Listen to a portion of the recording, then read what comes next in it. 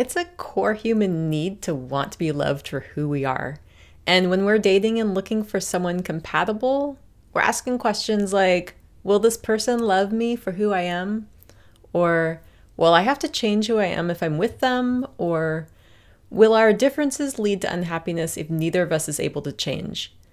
And sometimes we carry a quiet fear that if someone really sees all of us, all of our needs, our quirks, our insecurities, or sensitivities, that they'll pull away.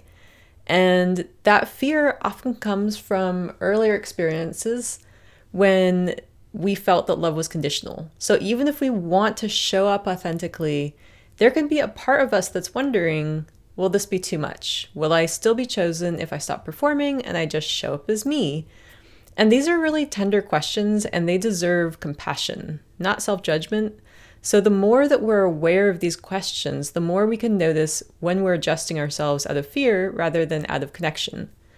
And if you're asking these kinds of questions, it's actually a sign of self-awareness. We want to have enough in common with someone to be compatible. But compatibility isn't about matching perfectly.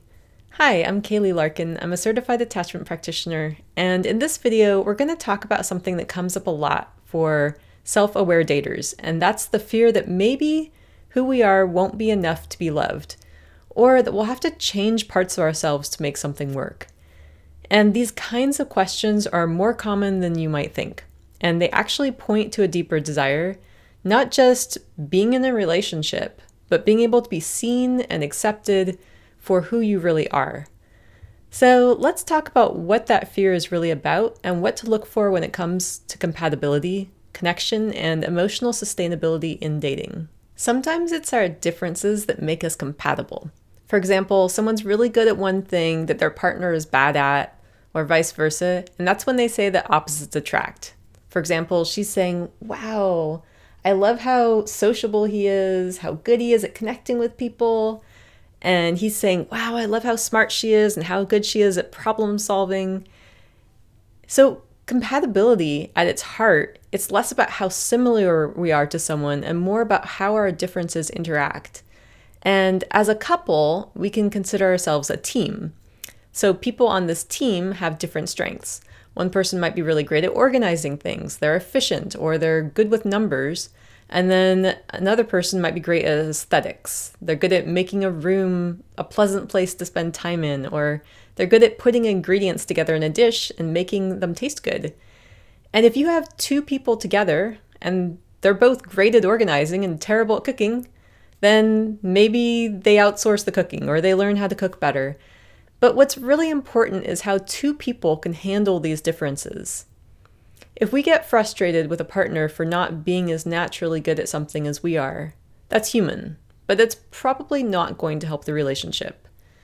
If they simply have a different way of seeing the world or solving a problem or not solving one, how can we be curious about this, learn from them, and collaborate to find a solution together? So take this for instance. One person is highly detail-oriented. They notice little things, they plan ahead, and they're great at making sure that everything runs smoothly. And then the other person tends to be more of like a big picture person. They're creative, they're spontaneous, they're good at generating ideas. And on their own, either style could feel unbalanced, and they could even annoy each other. But if viewed as strengths, these differences can actually support the relationship. The detail-oriented partner, they help ground plans in reality. And then the big picture thinker, they're bringing energy and vision. So it's also not that we want to take a stance of, it doesn't matter if we're different, I'll just be curious and accepting, because this is where people can get into trouble. For example, someone with anxious attachment style might adapt so much that they feel like they're not getting their needs met anymore. And someone with avoidant attachment might feel encumbered that they're having to adapt to someone who's asking for too much, or they're not pulling their own weight. So the secure stance is, how can we make this work as a team? I'm okay, you're okay, let's make this work together. There's a line between healthy flexibility, which includes growth and adaptation, and self-erasing, where we start disconnecting from our own values. And this is why in the Secure Love Toolkit, I recommend that people make a list of must-haves in a relationship. We need to know our own values and what's really important to us. Some values like kindness and emotional warmth are pretty universal. But other ones like how do we handle conflict or how much closeness do we want, these are more personal. So for example, wanting a partner who moves towards repair after conflict rather than just waiting out, who leans into connection instead of withdrawing. That kind of value might show up differently depending on someone's attachment style. An avoidant attachment style might be more comfortable with some solo time to reflect and regulate, while an anxious style might prefer to work through things more immediately, together, with their partner. And likewise, someone with an anxious attachment style might feel most connected through regular closeness and emotional availability, sending frequent messages throughout the day, whereas a partner who leans more avoidant might genuinely care, but still feel a bit overwhelmed by the intensity or too many check-ins. So in dating, both people might try to be flexible. The anxious partner might hold back a little bit, and the avoidant partner might make more of an effort to stay emotionally present. But if both people keep making adjustments and it still feels like the relationship requires constant effort just to stay in sync, that might point to a deeper difference in how each person experiences connection. And this doesn't mean that the relationship is doomed, but it's something to pay attention to. In early dating, these differences can be harder to spot. Both people are often leaning in, trying and showing up in ways that feel good at first.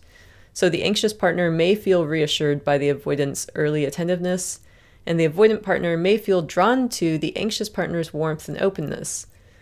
But over time, as each person settles into their natural rhythm, these differences can become more noticeable. So there are ways, fortunately, to spot compatibility earlier on. There's subtle cues that go beyond surface level chemistry, and I go into these more deeply in the toolkit, which you can find in the description. If we have a history of being drawn to avoidant styles when we lean anxious, or anxious styles when we lean avoidant, it's really common to bump into differences in core needs and values. So an avoidant style might express something like, gosh, I really want someone who is strong and can take care of herself, someone who has their own life and is happy to have me along, who wants me but doesn't need me in order to be okay. Whereas someone who leans anxious might express, gosh, I really want someone who I know will be there for me through thick and thin, someone who cares deeply and is in touch with their emotions, who won't turn away when I reach for reassurance or love. The question to ask is, does this difference help me to grow and feel more like myself? Or am I starting to disappear? Is all of me welcome here? Because whether you want someone who's highly independent, highly attuned, or somewhere in the middle, the important part is that a partner wants and accepts you. So when you're looking for a compatible partner, someone to share a meaningful part of your life with, you're not looking for someone who expects you to change in order to be loved. Inviting us to grow? Certainly, yes. But expecting us to become someone else? Most people don't welcome an expectation to be different than who they are. That's why it's so important to get clear on your non-negotiables early, not to be rigid, but to stay connected to yourself. We can use our somatic awareness to check in with ourselves when we're getting to know someone early on, asking ourselves questions like, do I feel seen? Do I feel heard? Do I feel safe? Do I feel more like myself, or do I feel like I have to give up parts of myself in order to be with them? There's a difference between growing into something that we're building together, like two people who get together and learn new skills as a couple, working on careers or family as a team, versus feeling like we have to give up something that is core to who we are in order to fit into the relationship. Sometimes our circumstances or the environment or the world offer challenges to us that we get to solve as a couple. Temporarily, one person might go back to school while the other takes on more of the earning. And the person who's working harder is more tired for a while and doesn't have as much free time. But a couple who's working together as a team knows that this is temporary and is willing to collaborate and experience a bit of discomfort in order to gain together as a couple. So contrast this with someone who's a total people person and they just love being social, and their partner is upset when they go out. Then that couple has some work to do to figure out this difference and how to make it work for both of them. So we need to distinguish between behavioral flexibility and core alignment. People might run into compatibility issues around schedules, where one person's a morning person, the other person's a night owl. That could take a little adjusting. But if one person has needs around scheduling where they want their partner to be involved in plans, and their partner wants the freedom to do their own thing, this can become a core alignment difference. And it's really common in anxious avoidant relationships, where one person prioritizes time together as a couple, and the other prioritizes time outside the relationship in work or friendship or hobbies. Another example is she feels hurt when he doesn't text back right away. He feels overwhelmed by her need for closeness. These mismatches aren't just differences in behavior. They reflect our differences in emotional needs and our way of relating. And when there's a core misalignment, it's worth reflecting, is there enough flexibility to make this work? Because sometimes needs can be met through other relationships, like friends or community, even pets. And other times people realize they need more compatibility in this area to feel secure and fulfilled. Some differences are more about communication than compatibility. For example, one partner might express love through physical affection, while the other shows love through acts of service. And if they're not aware of this difference, they might feel unappreciated, not because the love isn't there, but because it's being spoken in a different language. But when both people are open to learning how the other expresses care, this kind of difference is usually easy to work with. And this isn't changing who you are, but you can make small shifts so that love is felt and understood. So the goal in dating isn't to find someone who's exactly like you. It's to find someone that you can collaborate with, someone who might have a different style or way of approaching things, but who's willing to figure out how to make it work together. In a healthy connection, collaboration doesn't mean perfect communication or never getting frustrated. It just means that both people are showing up with care. They're listening, they're adjusting, and they're looking for ways to meet in the middle. Not because they have to, but because they want to. And that kind of collaboration might sound like, I don't always get it right, but I want to understand what works for you. Or, this matters to me. How can we make space for both of our needs here? Or, let's figure this out together. It's not about over-accommodating or giving up our needs to keep up the connection. If someone notices that they're the ones doing most of the adapting, or if their needs are just brushed aside or consistently misunderstood, that's not collaboration. And over time, that minimizing or misunderstanding can chip away at their sense of security in the connection. So collaboration should feel like a shared effort, something that brings more ease, not more tension. And in dating, this is something to gently pay attention to early on. Are we working with each other, or does it feel like I'm working around them? Lasting relationships don't require perfect alignment. We don't have to meet each other perfectly. The right relationship makes space for our full self with all of our imperfections and flaws, and then gently invites us into greater growth with another person. Compatibility isn't about finding someone who's your mirror. It's about finding someone who sees and values the real you and wants to grow together as a couple. So if this brought up some helpful reflections for you, you can find more support over at kaylilarkin.com. I've got articles, videos, tools to help you feel more secure and grounded in love.